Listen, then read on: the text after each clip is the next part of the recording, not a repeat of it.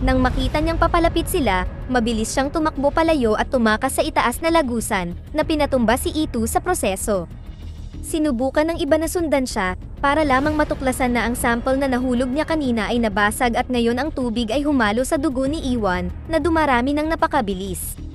Nagmadali ang crew para kunin ang briefcase na naglalaman ng mga sample at tumakbo para umakyat habang naririnig ang alarm na tumunog sa control room. Kinuha nila si Itu at nilock muli ang hatch bago sumugod sa infirmary.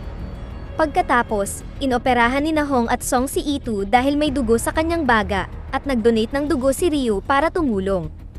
Sa sandaling naiwan siya mag-isa sa infirmary, nalaman natin na si Ryu ay mayroon ding extra communicator at nagpadala ng mensahe sa isang tao, sinabing mayroon siyang sample. Ang misteryosong tao ay tumugon ng utos na patayin ang lahat ng mga saksi.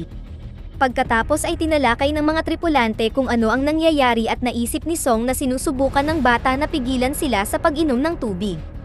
Tinawagan ni Han si Choi upang kumpirmahin na mayroon na silang mga sample at ipinaalam sa kanya na ang sumasalakay ay batang babae, ngunit sinabihan siya ni Choi na patayin ito. Pagkatapos niyang ibaba ang tawag, nalaman natin na si Choi ay may larawan kasama ang batang babae mula sa maraming taon na ang nakalipas. Sumunod, pinahintulutan ni Han sina Song at Hong na bumalik sa tunnel upang mangalap ng impormasyon habang siya ay bumalik sa storage 3. Pumasok siya sa loob ng vent at sa pagkakataong ito ay binuksan niya ang pinto, at nahanap niya ang sirang lagusan na ginamit ng dalaga para gumala-gala at nakita ang maraming mantsa ng dugo. Sinundan ni Han ang dugo habang ang dalawa sa kanyang mga tauhan ay nakahanap ng isa pang bukas na daanan sa pasilyo, kaya pumasok sila sa loob at nakahanap ng lugar na wala sa mapa.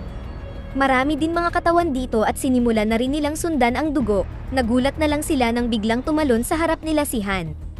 Tila ang batang babae ay alam ang lahat ng pasikot-sikot sa istasyon at nagagawa niyang pumunta kahit saan nang walang kahirap-hirap. Sa misteryosong lagusan, na-access ni Song at Hong ang database at inamin ni Song na wala siyang ideya na nasa lunar base ang kanyang kapatid hanggang sa ipinaalam sa kanya ang pagkamatay nito. Isang beses siyang tinawagan ni Won Kyung bago ang aksidente, ngunit hindi sinagot ni Song ang tawag at ngayon ay pinagsisisihan niya ito. Nang sa wakas ay na-access nila ang computer, nabigla sila nang makitang nabura ang lahat ng data. Ang dalawa ay bumalik sa infirmary at nakitang kinukuha ni Ryu ang mga sample, na nagpanggap na inutusan siya ni Han. Naghinala si Song at pinigilan siya, at nang ilalabas na ni Ryu ang kanyang baril para patayin sila, umatras silang lahat nang makita nila ang bata sa pintuan.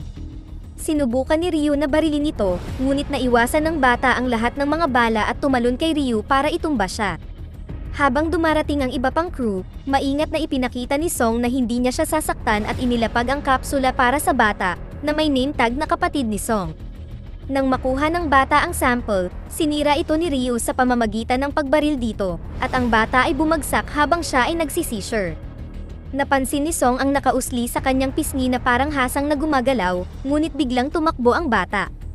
Pagkatapos, itinago ni Song ang lahat ng iba pang kapsula at sinabi sa crew na hindi kayang patayin ng tubig ang bata. Gusto ng ibang tripulante na patayin ang bata ngunit hindi pumayag si Song dahil ang bata ang tanging pag-asa na mailigtas nila ang sangkatauhan.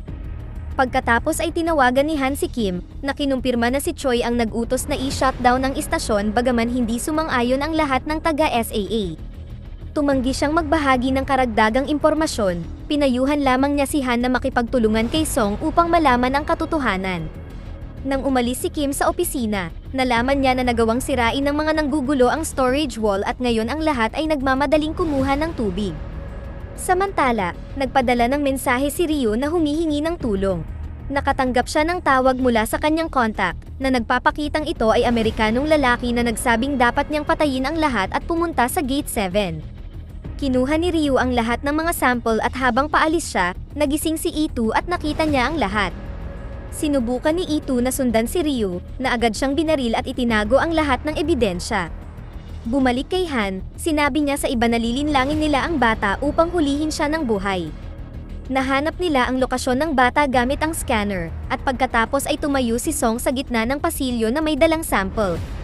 Biglang lumabas ang bata sa lagusan, kaya ibinaba ni Song ang sample at nagsimulang maglakad palayo. Isinara ni Han ang unang gate at hinila si Song palabas para maisara niya ang isa pa, dahilan para tumakbo palabas ang bata at maipit ang paa nito sa pinto.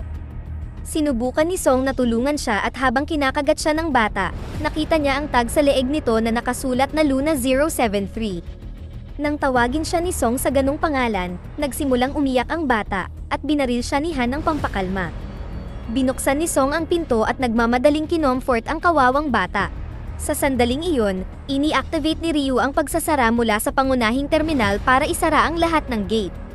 Nataranta si Luna at nagmamadaling tumakas sa lagusan, kaya kinuha ni Song ang sample at sinundan siya bago nagsara ang gate sa pagitan niya at ng koponan. Nakulong si Hong sa infirmary at nang tingnan ni Song ang mga sample, nakita niya ang katawan ni E2 sa loob ng freezer, kaya ipinaalam niya ito sa iba. Tumakbo si Sun sa entrance bago bumaba ang gate, at nagtungo sa command center. Nagawa ni Han at Gang na makalampas sa ilang mga pinto, ngunit hindi nagtagal ay na-stuck din sila kaya nagpasya silang dumaan sa mga lagusan. Samantala, naglakad din si Song sa mga lagusan. Sira ang kanyang mapa at hindi niya makontak ang iba, ngunit hinintay siya ni Luna upang ituro sa kanya ang daan. Di nagtagal, nakarating si Song sa opisina na ginawang hideout ni Luna. May mga guhit sa dingding, ilang mga kapsula, at mga larawan ng dating crew kasama si Won Kyung. Binigyan ni Song ng candy si Luna at pagkatapos makatulog ang bata, sa wakas ay nahanap na ni Song ang nawawalang data brick. Ikinonekta niya ito sa computer at pinanood ang video na tinatawag na Water Response Test, kung saan sinusubukan ng nakaraang crew ang lunar water sa isda. Nakaligtas ang maliit na hayop at napuno ng tubig ang maliit na tangke. Mayroon ding video na tinatawag na Luna, at nabigla si Song nang matuklasan na ang nakaraang crew ay gumawa ng genetic experiment sa mga clone ng tao. Sa tuwing namamatay ang isang Luna sa isa pang nabigong pagsubok, naglalabas sila ng bago, kaya tumataas ang numero sa kanyang pangalan sa bawat pagsubok. Ang kasalukuyang Luna ay ang ika-73 clone at ito ang tanging nakaligtas. Ang sumunod na video ay mula kay Won Kyung, na nagpapaliwanag na ginawa niya ang lahat ng ito upang iligtas ang sangkatauhan ngunit hindi niya ito ipinagmamalaki. Pagkatapos ay tinurukan ni Song si Luna ng sample ng tubig, na agad na nagpagaling sa kanyang mga sugat. Kasabay nito, si Hong ay nakatakas sa infirmary sa pamamagitan ng mga lagusan at pagkatapos ng ilang sandali na paglalakad, nabigla siya nang matagpuan ang storage na naglalaman ng napakaraming clone na Luna na naka-plastic. Sumigaw siya nang biglang may kumalabit sa kanya, ngunit si Han lang iyon. Magkasama silang nakahanap ng pinto sa dulo ng storage na magdadala sa kanila malapit sa control room, ngunit kakailanganin nilang dumaan sa mga lagusan para ma-access ito. Samantala, si Sun ay nakarating sa command center, ngunit sinalubong siya ng baril ni Ryu. Itinulak ni Ryu si Sun at binaril siya ng isang beses bago tiningnan ang mapa, na nagpahintulot kay Sun na sumugod sa kanya upang desarmahan siya at nagsimulang maglaban. Saglit na nakipagpunyagi ang mga lalaki at nang maitulak ni Ryu si Sun, kinuha niya ang baril at muling binaril si Sun. Nang mapansin na nahulog siya sa tabi ng briefcase, kinuha ni Sun ang sample bago siya muling nabaril, na naging sanhi ng pagkahulog at pagkabasag ng kapsula.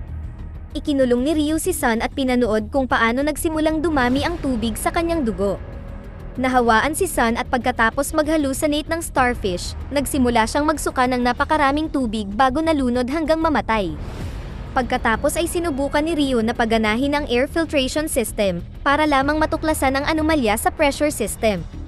Ito ay sanhi ng tubig sa silid na may mga halaman, na kumalat at bumaha sa lugar. Binaliwala ni Ryu ang babala at binuksan pa rin ang air filtration, na nagbigay ng espasyo sa tubig upang patuloy na lumaki. Sa sandaling iyon, bumaba si Han at Hong mula sa air vent at nakita ang katawan ni Sun ngunit wala na doon si Ryu. Agad na binuksan ni Han ang lahat ng mga gate, at ngayon ang tubig ay nagkaroon ng mas maraming espasyo upang patuloy na lumaki. Nasa lagusan pa rin si Gang at kalaunan ay nahanap niya ang hideout ni Luna. Gusto niyang barilin ang bata, ngunit pumagitna si Song sa kanila. Nang ipaalam ni Gang kay Han, gusto rin niyang panatilihing buhay ang bata at nag-utos na dalhin sila sa pangunahing hub. Pagkatapos, sa wakas ay nahanap ni Han si Ryu at sumugod sa kanya, na nagsimula ng laban. Ang mga lalaki ay nagpupumilit na makontrol ang baril at patuloy na hindi sinasadyang may putok ito, na lumikha ng mga butas sa kisame. Sa kalaunan, nagawa ni Han na madaig si Ryu at sinubukang sakalin siya, ngunit sinuntok siya ni Ryu at tumakas, hindi sinasadyang nalaglag ang kanyang communicator. Sa sandaling iyon ang air filtration system ay bumigay na at ang tubig ay nagsimulang lumitaw mula sa lahat ng mga lagusan, dumaloy mula sa base at nagyelo sa malamig na temperatura ng kalawakan. Nagsimula ring tumulo ang tubig sa mga pasilyo at lumikha ng pader sa pagitan ni Ryu at Han, na nagbigay kay Ryu ng pagkakataong makatakas. Pagkatapos ay ipinakita sa flashback ang insidente 5 taon na ang nakakaraan. Ang lahat ay gumagana ng normal nang biglang tumunog ang alarma, kaya tumakbo ang mga tripulante upang lumikas habang ang tubig ay nakakita ng maliit na buto sa sahig, na agad na pinalaki. Patuloy na isinasara ng computer ang mga gate at ang lahat ay hindi nakalabas sa tamang oras. Nakarating ang iba sa pasilyo na hinarang ng mga gwardya, binaril sila para pigilan silang umalis habang nagsasara ang mga tarangkahan. Sa kasalukuyan, nagsisimula ng bumaha ang tubig sa istasyon. Ang mga tripulante ay muling nagsama-sama sa medical bay at tinalakay kung paano magpapatuloy. Biglang sumama ang pakiramdam ni Song at tumakbo upang ikulong ang sarili sa isa pang silid. Ayaw niyang mahawa ang iba. Pagkatapos ay nagsimula siyang sumuka ng tubig at nahimatay habang nakikita niya ang sarili niyang nalulunod. Ngunit habang iniisip ang tungkol sa kanyang kapatid, nakakita si Song ng ilaw at nagsimulang labanan ang tubig. Makalipas ang ilang minuto, nagulat si Song nang magising siya sa infirmary. Iniisip ni Hong na dahil sa kagat ni Luna ay napuno siya ng mga antibodies na nagligtas sa kanya. Pagkatapos ay binasa ni Han at Gang ang mga mensahe ni Ryu at tinawagan si Kim, kinumpirma na ang rescue ship ng SAA ay nakadetect ng pangalawang spacecraft na papalapit sa base. Gustong malaman ni Song kung ano ang mangyayari kay Luna, at ipinaliwanag ni Kim na dadalhin siya sa Ministry of National Defense at magpapatuloy ang gobyerno sa eksperimento. Tumanggi si Song na dalhin ang tubig sa Earth at ipinahayag ni Han na hiniling niya kay Kim na kumbinsihin ang iba pang mga opisyal na labanan si Choi, ngunit ipinaliwanag ni Kim na walang gustong sumama sa kanya dahil makapangyarihan si Choi. Pagkatapos ng tawag, sinabi ni Song na dapat silang pumunta sa International Institute of Space Biology dahil ito ay ligtas at neutral na istasyon ng kalawakan kung saan maaari silang magkaroon ng sapat na oras upang gumawa ng mas mahusay na plano. Samantala, naglalakad si Ryu sa istasyon nang magsimula siyang mag-hallucinate dahil nahawaan din siya. Nakikita ang mga taong napatay niya na humaharang sa kanyang daanan habang ang tubig ay patuloy na tumutulo sa mga siwang. Bumalik sa crew, nakuha ni Han ang tiwala ni Luna dahil nakita nito ang sticker na inilagay noon ng kanyang anak sa kanyang badge. Nagbigay daan ito kay Han na maglagay ng tracker sa kanyang paa. Pagkatapos ay nagsimulang lumabas ang koponan, ngunit biglang humiga si Luna sa sahig at narinig ang tubig na umaagos sa ilalim ng kanilang pasilyo. Dahil sa takot, tumakbo siya sa kabilang direksyon at sinundan siya ng crew bago pa man umabot ang tubig sa kinaroroonan nila. Ang mga takip ng vent ay patuloy na lumalabas sa buong lugar at mas maraming tubig ang patuloy na pumapasok, ngunit sa kabutihang palad ang mga tripulante ay tumakbo ng mabilis upang makarating sa Gate 7 at isinara ang gate. Dito nahanap ng crew ang naghahalucinate na si Ryu, na bumaril sa hangin para pigilan sila at nagsimulang umiyak habang humihingi ng tawad para sa lahat ng taong napatay niya. Isa pala siya sa mga gwardya na pumigil sa mga siyentipiko na makatakas 5 taon na ang nakalipas at pinindot ang button para isara ang gate. Nang mapansin ang tubig na malapit nang sirain ang gate sa likod nila, binaril ni Gang si Ryu ng maraming beses para ibagsak siya, ngunit nagawa rin ni Ryu na matamaan siya ng bala. Ngayon ang crew ay maaaring magpatuloy at ibinaba ang isa pang gate na pumigil sa tubig sa tamang oras. Habang si Ryu ay nagsusuka ng matubig na dugo at namatay, kinuha ng team ang ninakaw niyang mga sample at nagmamadaling pumunta sa airlock, kung saan nagsimula silang magsuot ng suit.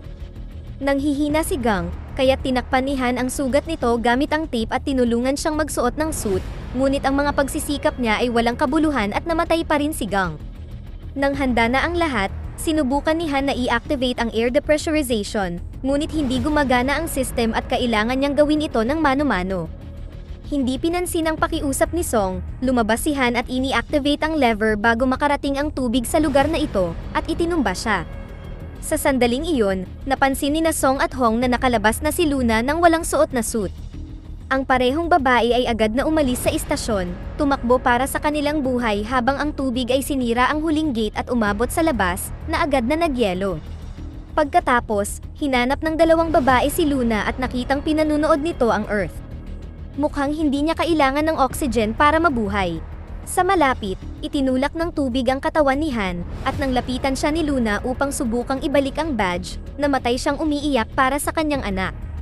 Nagtapos ang Season 1 nang dumating ang rescue shuttle para sunduin sila. Dito na nagtatapos ang ating kwento.